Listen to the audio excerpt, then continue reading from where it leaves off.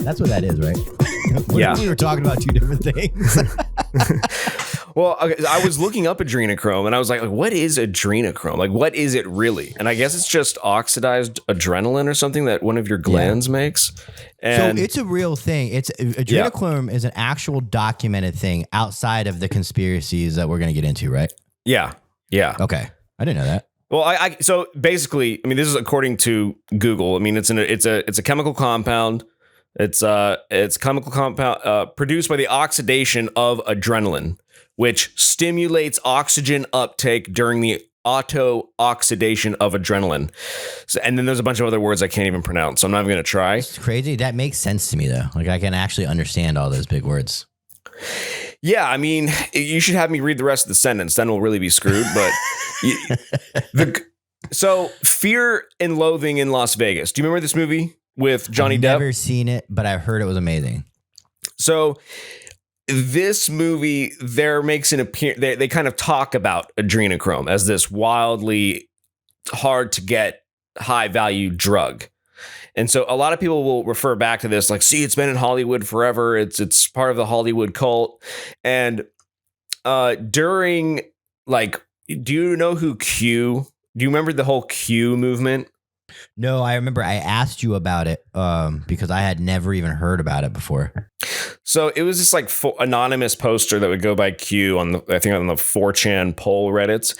And this thing just went kind of crazy. Like people became like, they thought everything was going to according to plan. And then nothing really ever turned out the way that they were hoping it would turn out. But who's the people? You can call them the followers of Q. Okay. All right.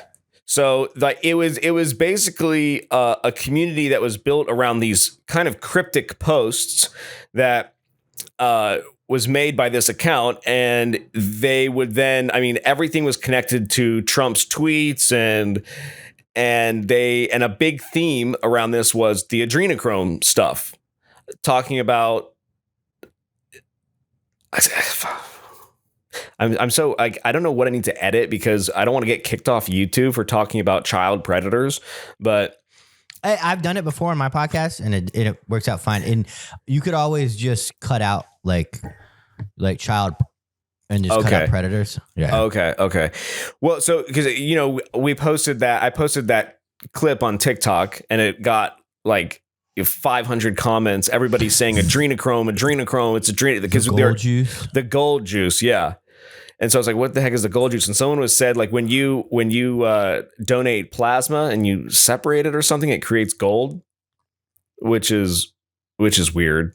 But I don't really know what to believe. I could not imagine being so elite to where you're just in this society of people where they like sacrifice humans and humans that want to be sacrificed, mind you. I'm not saying that they're clubbing people and that like, I mean, they have the scared blood of children that they drink, right? That's how you get adrenochromes is you drink it, right?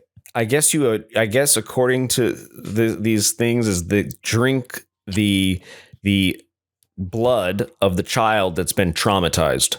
Yeah. And oh my God. Yeah. Monsters. Yeah. Here's a crazy story. So I used to drive for Uber years and years ago, and I picked up this kid, and it was the weirdest. It was the weirdest request. I mean, he wasn't a kid. He was probably like 20 or something, right? And he's like, I just want to get, driven around. And I was like, okay. So he had nowhere to go. He just wanted to pay for an Uber ride and talk to somebody. And we're driving around. That's crazy. Yeah, we're driving around and he starts telling me that his family was part of a Luciferian cult. And that he doesn't live with his family anymore because he went to a cult meeting in Fresno and supposedly they sacrificed somebody.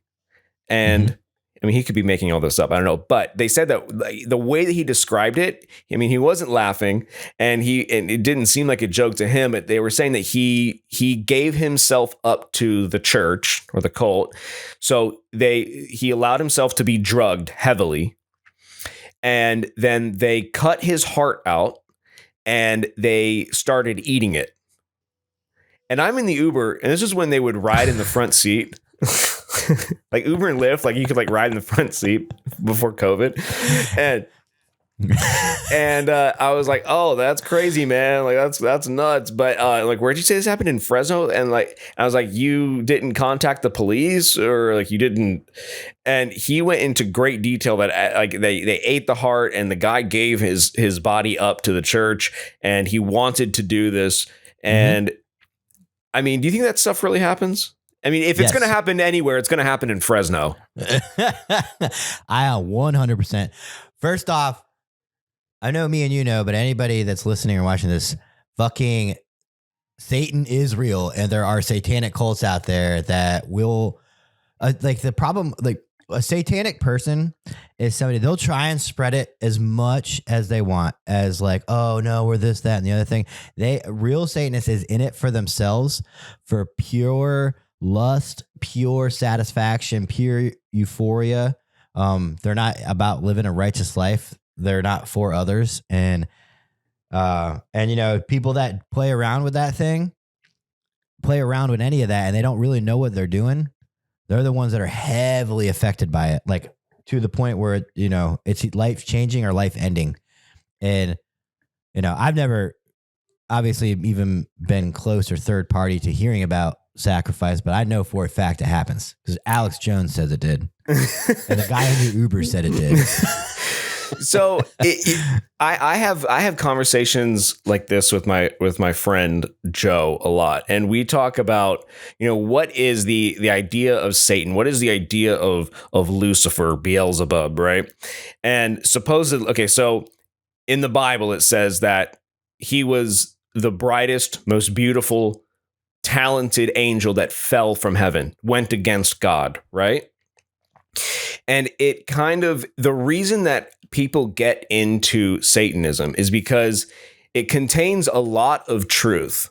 But I find that the biggest difference between Satanism and like the Christic code, or like the highest form of spirituality, is Satanism, like you said, they dive into the idea of revenge. They dive into the idea of self-satisfaction, but there's a lot of logic and common sense that comes with that thought process.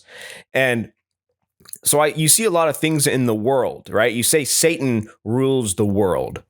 And if you think about it, it's true, because very few people are living by that Christ code of basically no revenge. You know what I mean? And that's it's interesting to think about, because I know that you have to take the trash out, you know, to keep society functioning.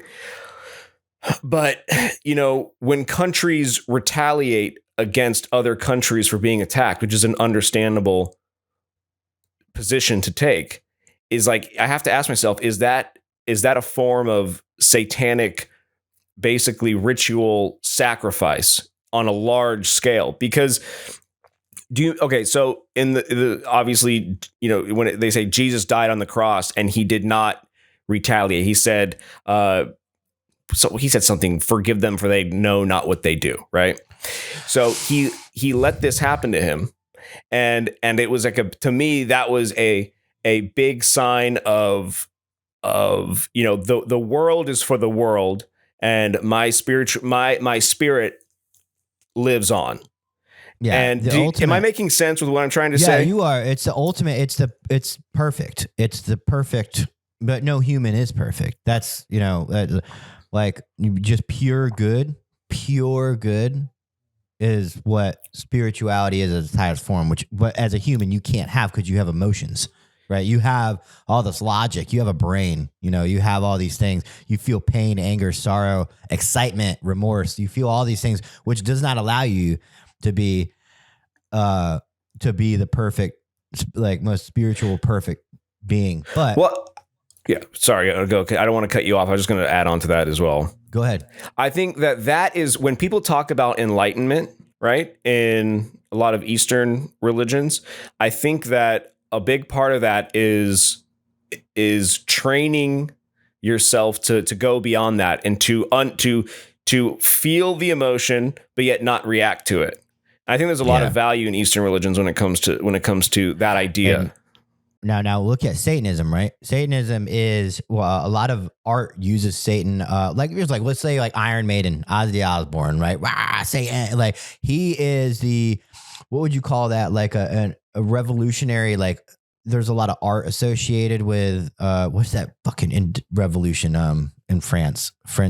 Oh, the Renaissance? Renaissance. All of that whole thing is what a lot of people see Satan as, is he's the bringer of art, the bringer of freedom, the bringer of rebellion, right? The bringer of all this stuff, and the bringer of truth, like you said. However, this is the best analogy I could ever give somebody. Satan is like your creepy fucking neighbor that your parents tell you to stay away from. And you're 14, and every time your parents aren't there or you sneak away from your parents, he tells you all these things your parents are telling you.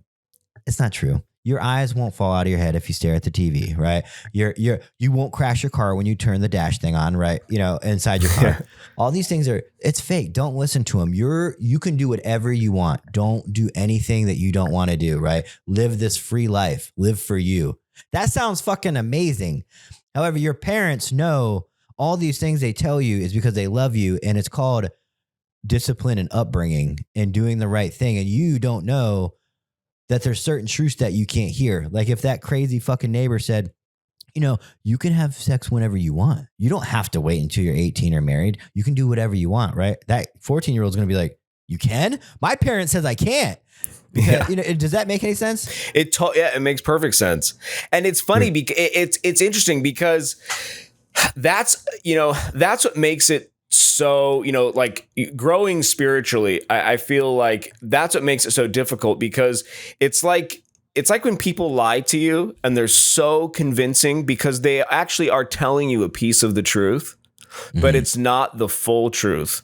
And I feel like that's why it makes so much sense, because I would even consider Satanism a higher spiritual way of being in the world. But is it? Yes, but it's not the high. But it's not the highest. It doesn't transcend beyond worldly desires, and so it makes sense. And that's why I think when they say, Satan rules the world, if you believe in Satan or not, the ideas behind Satan, it's true. It's like that's the world that we live in. I mean, and too, it's all short term. Everything's short term, man. The hard right versus the easy left, right? In life, as you grow older, you learn to have patience, work hard, and sometimes go the route that's harder to do, right? But in the long run, it's better. So it's just the same thing. Like let's say I can give you $100 right now, $100 bill, or you can hang around, invest in me, and forever, and then in 1 year you'll make $10,000, and you're like, no, I want that $100 right now, right? Like so. It's like I feel like Satanism and all this ritualistic worshiping, and they mask it in fun. They mask it in rebellion. They mask it in fuck the man. And there's people walking around with fucking tattoos and fucking flags and shit that are like, oh, I don't even believe in Satan as a religion. I just believe in the freedom. Like, oh, well, that fucking he owns your ass with that fucking flag hanging above you as you podcast, or like the Black Craft cult shirt you're wearing, like with the fucking goddamn Satan head on it. I sound like a fucking boomer right now with the damn Satan head on it. There's a stigma that comes with being a Christian right now, and probably the last like 20 years. It's not cool. You got fucking clothing lines at a $1 billion industry that's probably $1 million, but they're based off fucking Satan. I'm not going to wear no damn Jesus clothing line. Are you kidding me? That's lame as hell. But dude, you remember the Balenciaga dude, that was one of those things where I didn't know if it was being blown out of proportion by crazy conservatives, and they were like, Balenciaga just made a fucking stupid product and marketed it stupid, or if it was a real thing. It's funny because I'm the same way. I don't know if it was a ploy to cause a controversy to get more eyes on it or not. I mean, but What they do? They dressed up dolls sexy or something? they had a bunch of like children teddy bears dressed as in like dominatrix type of clothing, and then they had kids kind of dressing in no, what did they have? They had okay, their photo shoot was set up. They had a bunch of hidden imagery. Like they had crime tape on one of the images that said Baal, Baal. And it was a bunch of like hidden little imagery like that. And so then people and balls short for balls and Baal is a you just said it earlier, the name is Satan, Bulbasaur. Oh, no, that's a Pokemon. Beelzebub. But Baal Beelzebub. Oh. It was okay, so I can give you the definition. Baal, it was a title and honorific meaning of owner, lord in the Northwest Semitic languages spoken in the Levant during antiquity. Baal was a god worshipped in many ancient Middle Eastern communities, particularly among the Canaanites, who considered him a fertility deity and one of the most important gods of the pantheon. The name Baal was particularly associated with the storm and fertility god Hadad and his local manifestations. You know, I'm not trying to sound like a fucking Gen Z kid or like a liberal, but I do think that our society, my voice just cracked. That's all right. I do feel like our society does suffer from mental, not mental illness, but what do you call that? Like anxiety, depression, just all that stuff. I think suffers from that more than any other generation before us because of certain outer influences that, you know, everybody suffers from. And I feel like when you that chaos that you need is part of the anxiety. And a lot of people feel like they don't deserve to feel happy. And that would be such a wild feeling to them to feel peace. And it's like an imposter syndrome on your life. Yes. You know? Yeah. And what I was going to say earlier is that, like, you know, some of the best people I know that are Christians never stepped footed and went to church once on a Sunday. They practice what they know, that God exists. They pray, and they don't ask for things. They ask for strength, and they ask for guidance, but they don't ask for, oh, please let me get this. And, you know, they're some of the most successful, happy, at peace people. And some of the biggest pieces of shit I know are churchgoers. It's true. Because, you know, they go to church and they feel, oh, I've done my part. I don't have to live a lot. Yeah. I don't have to actually live up to any standards I talk about. And there's always two types of people too. There's the people that were born in a religious family that's all they know. So they're pieces of shit, but they wear a crucifix around their neck and they go to church on Sunday, and then they're awful people, but they're Christians, right? They're Christians. Or there's people that maybe lived a bad life, maybe like fucking went to prison, maybe was a piece of shit, maybe suffered a severe amount of trauma, and like it was either finding God or the worst is about to happen, and they found God through that, and then they're like, to me, real saved Christians. Like, but because they've seen hell, if you will. They've seen. Yeah. I think that is, you kind of have to go through the fire in order to see the light, in a way. And I think that's like, I think you're totally spot on with that assessment. I want to end it with me being right. Keep going, Pat.